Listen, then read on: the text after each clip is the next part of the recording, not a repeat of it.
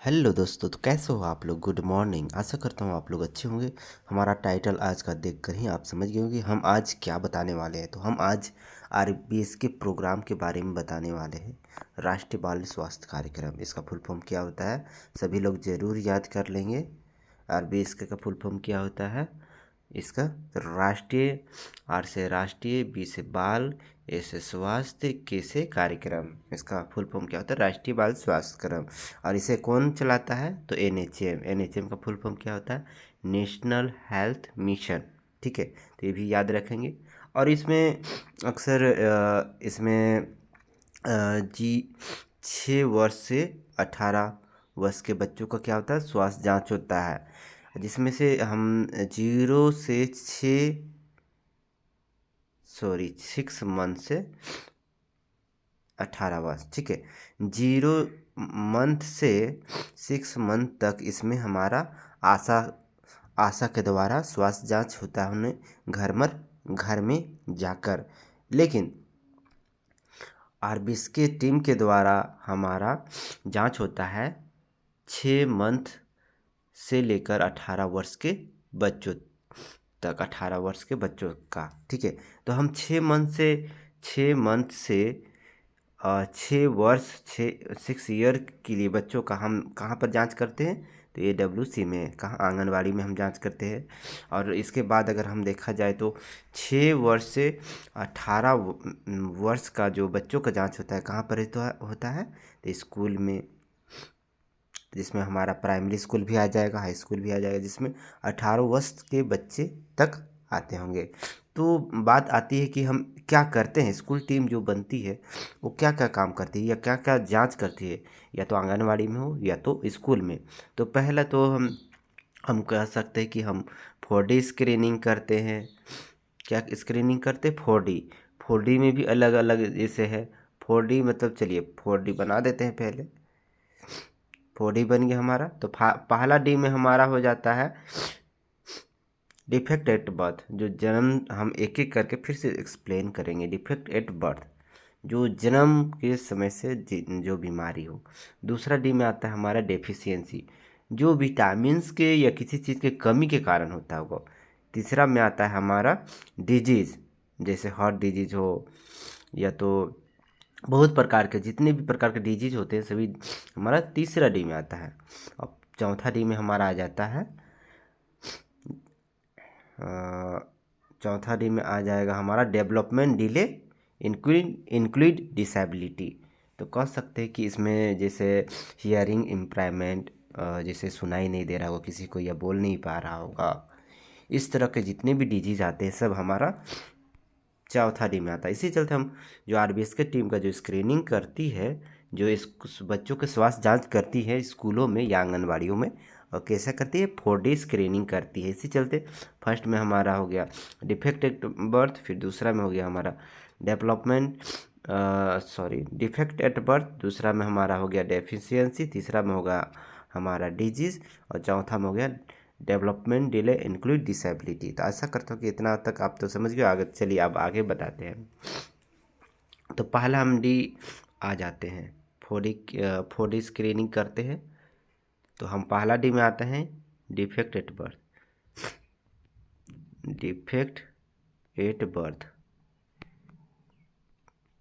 Defect at birth में हम कह सकते हैं जैसे बच्चों का जो जन्म से ही हो, जन्म से बीमारी, तो इसके बारे में जानकारी कौन सही से दे पाएगी, तो जो जन्म से ही उसका जो देखभाल करे, मतलब 0 से 6 माह। तो इसका अगर देखा जाए तो अच्छा से जानकारी हमारा आशा दी लोग दे सकती है।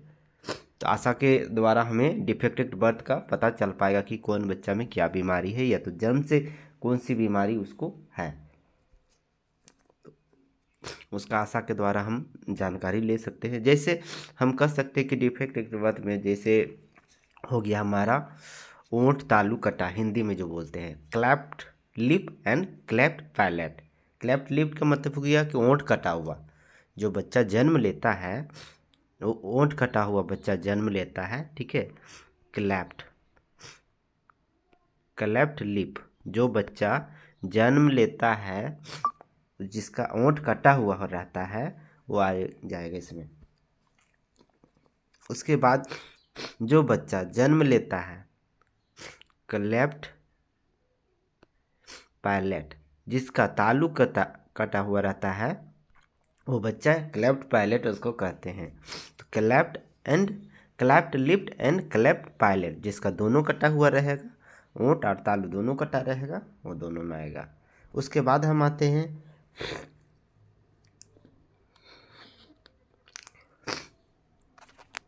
थोड़ा सर्दी हो गई मुझे, तो उसके बाद हम आते हैं, मतलब कह सकते हैं कि जितने भी जन्म से बीमारी हो, जो बीमारी जन्म से ही हो बच्चे को, वो आ जाता है हमारा defect at birth. First D वाला में डिफेक्ट एट बर्थ में आ जाएगा हमारा, डिफेक्ट एट बर्थ में, ठीक है। जो जन्म से बीमारी हो वो इसमें आ जाएगा। चलिए हम दूसरा डी का स्टार्ट करते हैं। और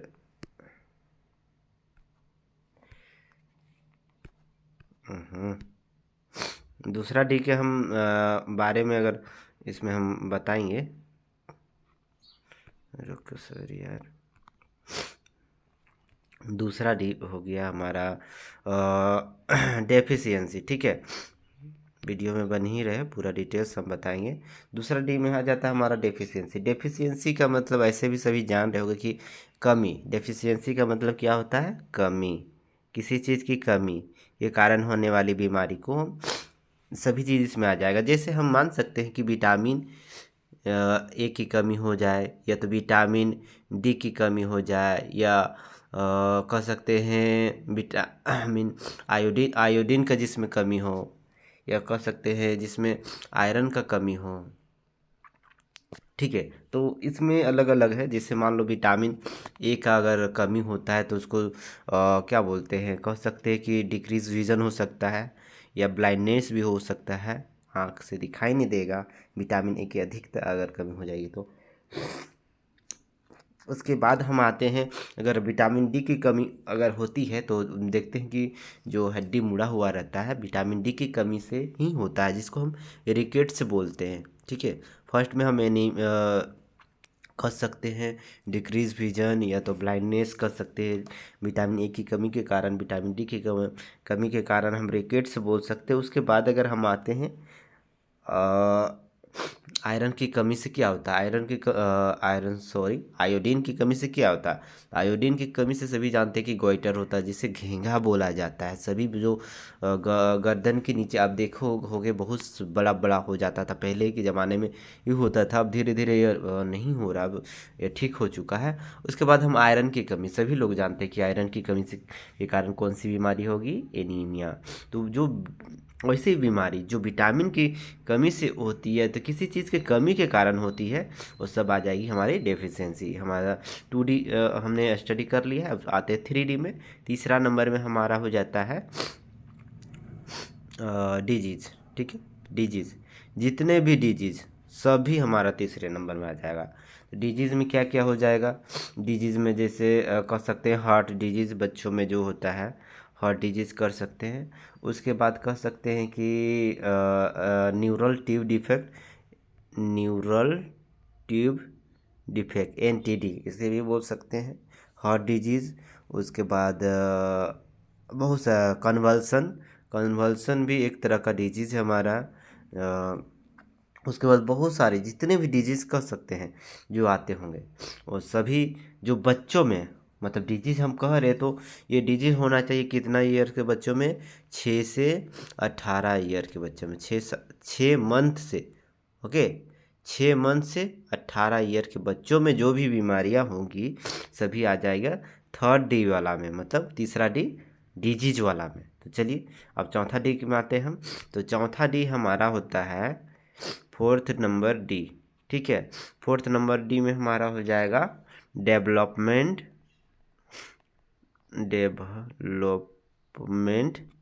डिले इंक्लूड डिसेबिलिटी, ठीक है। तो आप समझ रहे होंगे कि हम क्या इसमें, हम तो मेरा उतना अच्छा राइटिंग नहीं, मैं स्क्रीन थोड़ा बड़ा करना चाहूँगा नेक्स्ट टाइम से। तो डेवलपमेंट डिले इंक्लूड डिसेबिलिटी, इसका मतलब हो जाता है कि आप इसमें हम ये कह सकते कि जैसे इसमें कौन से बीमारी आ जाएंगे 4D वाला में, चौथा जो लास्ट डी है। उसके बाद और भी हम चीज़ें जो बताने वाले बहुत ही इम्पोर्टेंट होंगी आपके लिए। तो जैसे इसमें हम कह सकते हैं कि हियरिंग इम्पेयरमेंट। हियरिंग इम्पेयरमेंट मतलब आप समझ रहे होगे कि क्या होता है। मतलब जिसको कह सकते हैं कि एक मतलब सुनाई नहीं दे रहा हो, ठीक है। अगर बूढ़ा हो तो बहरा जिसको हम बोलते हैं, तो उसे कह सकते हैं हियरिंग एम्पेयरमेंट। ये आ जाता है। फिर लर्निंग क्या बोलते हैं, हियरिंग इम्पेयरमेंट हो गया। उसके बाद हमारा हो जाता है डेवलपमेंट डिले इंक्लूड डिसेबिलिटी में हमारा मोटर आ जाता है।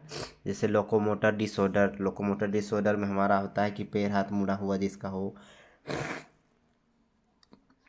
तो सारा इसी में आ जाएगा। किसमें? Development delay include disability.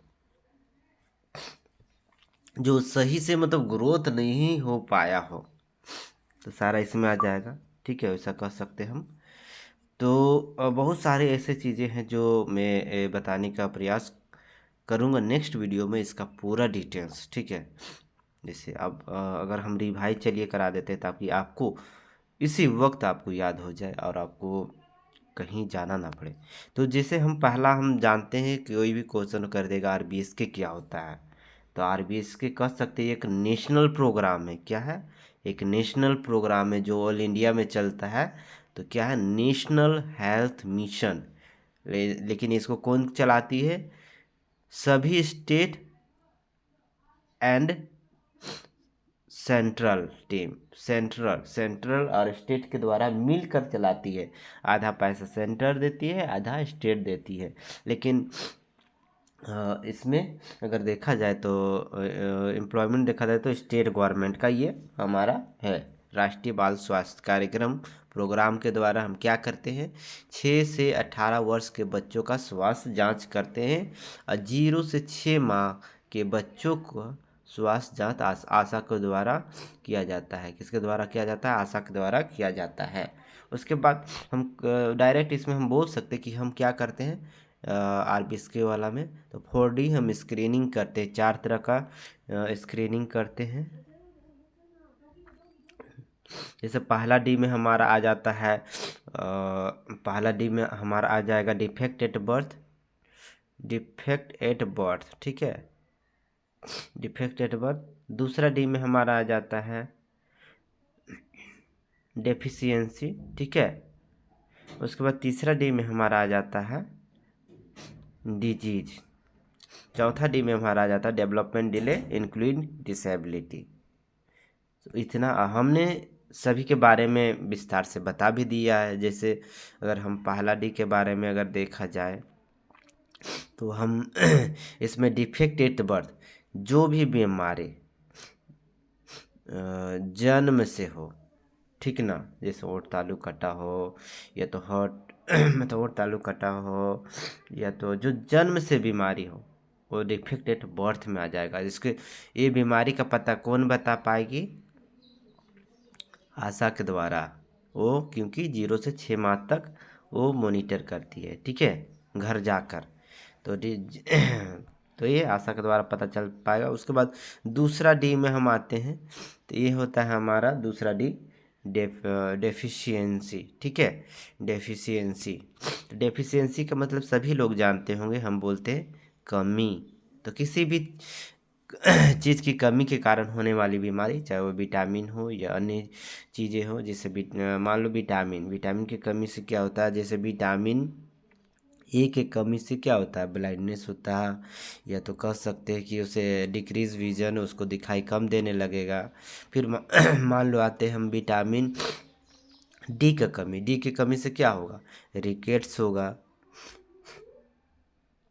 हड्डी वाले जो डिजीज़ होते हैं रिकेट्स होते हैं, जो हाँ हड्डियाँ मुड़ी हुई होती है, इसी में होते हैं।